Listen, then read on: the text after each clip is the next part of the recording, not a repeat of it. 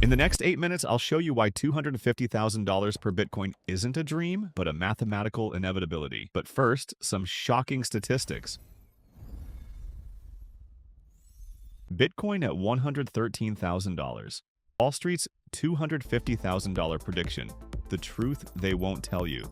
What I'm about to show you will either make you immediately buy Bitcoin or convince you to stay as far away as possible.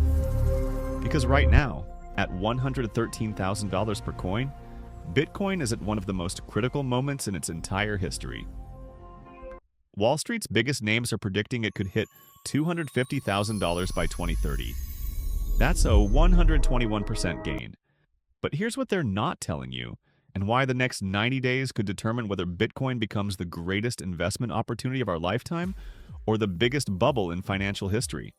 I'm going to break down everything: the real data, the hidden risks, and the shocking truth about where Bitcoin is really headed. Stay with me, because by the end of this video, you'll know exactly what to do with your money.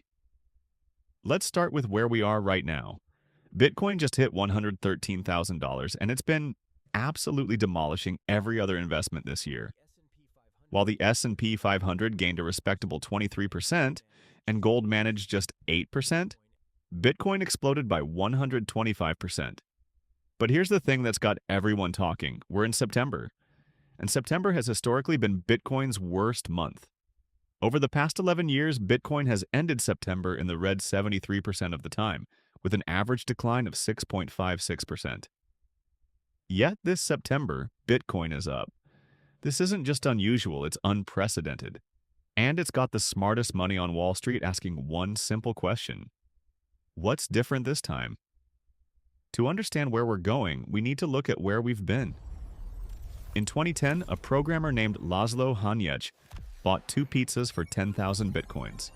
Today, those pizzas would cost $1.13 billion. But it's not just ancient history. Meet DaVinci J15, the guy who bought Bitcoin at $1 and became an internet legend. Or Eric Finman, who became a millionaire at 19 by investing his grandmother's gift in Bitcoin at $12. Here's the math that'll blow your mind.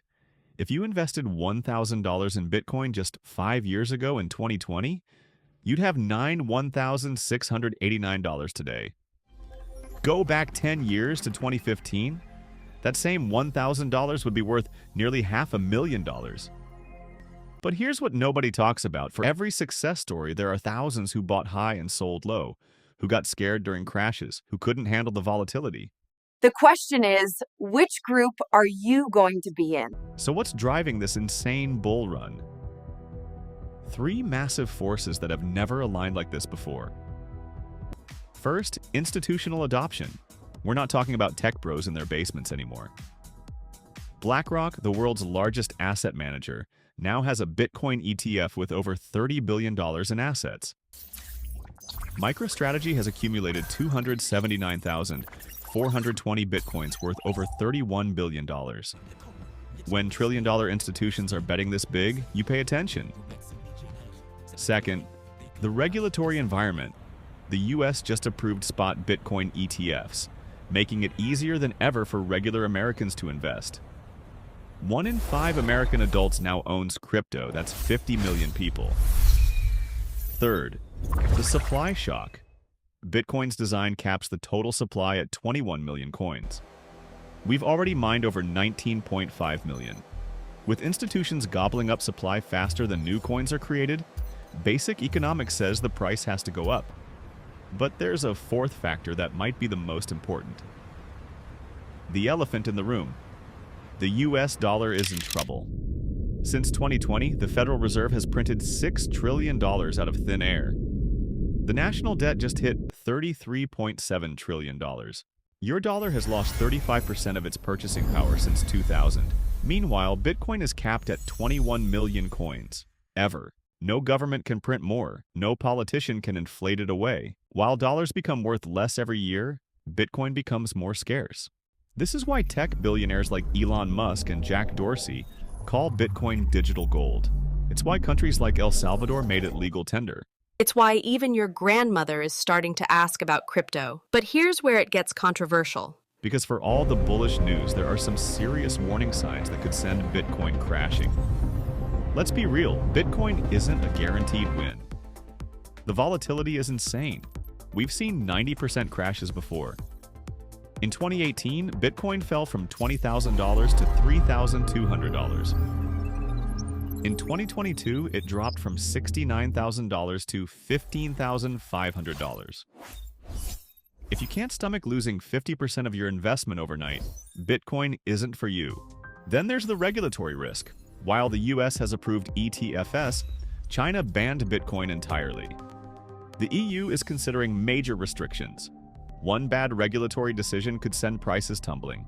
Environmental concerns are real too. Bitcoin mining uses more electricity than entire countries. As climate change becomes a bigger issue, this could become a major problem.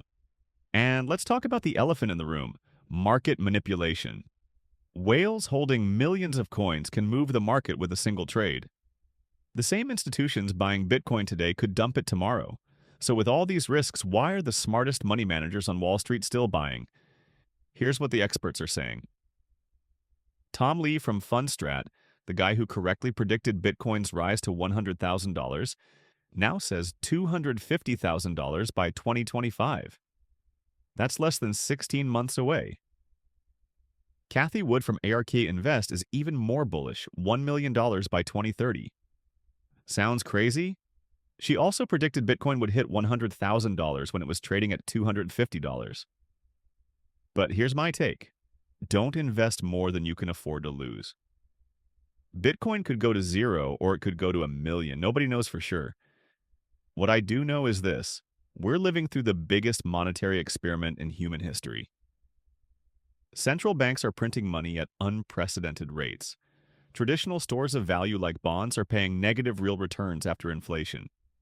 In this environment, having some exposure to a scarce digital asset that can't be inflated away might not be such a crazy idea. The question isn't whether Bitcoin will be volatile. It will be. The question is whether you believe in the long-term trend Toward digital assets and decentralization. One thing's for sure, ignoring Bitcoin at this point isn't a neutral decision. It's a bet that the current monetary system will continue working perfectly. Given the $33 trillion debt and endless money printing, that might be the riskiest bet of all. What do you think? Are you Team Bitcoin or are you sitting this one out? Let me know in the comments and don't forget to subscribe for more financial reality checks.